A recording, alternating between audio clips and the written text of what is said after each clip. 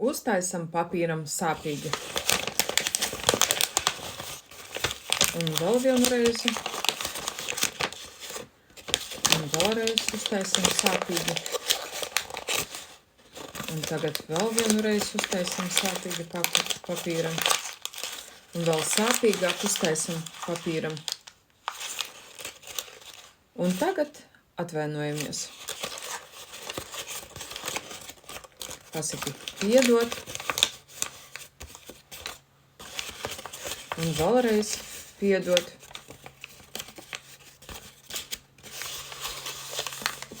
Piedot. Es tā vairs nedarīšu. Atvaino. Vai tas uzlaboja situāciju? Un katrs atradīsiet šeit atbildes. Katrs pats atradīs uz šo jautājumu pats. Tātad pirms mēs kaut ko tātad izdarām sāpīgi, noteikti pirms tam mēs padomājam. Jo patiešām tā arī dzīvē katra trauma atstāja nospiedumu cilvēka psihē. Varbūt tā ir krāpšana, varbūt tas ir kaut kāda nodevība, uzmetiens. Un tas, kā redzat, paliek cilvēka psihē. Tāpēc pirms kaut ko darat, padomājiet.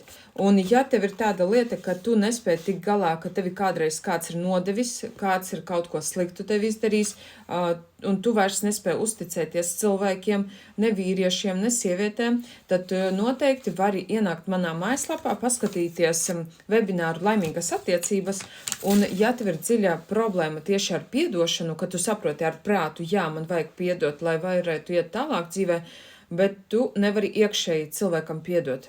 Tāpēc tad mēs to kursa laikā izstrādājam pilnīgi un galīgi dziļos līmeņos, lai tu šo piedošanu varētu brīvi atlaist un iet savā dzīvē uz priekšu. Un lai tā piedošana ir tāda, tas enkurs, kuru vajag atlaist vaļā un viņu vairs nevajag nest sev līdzi.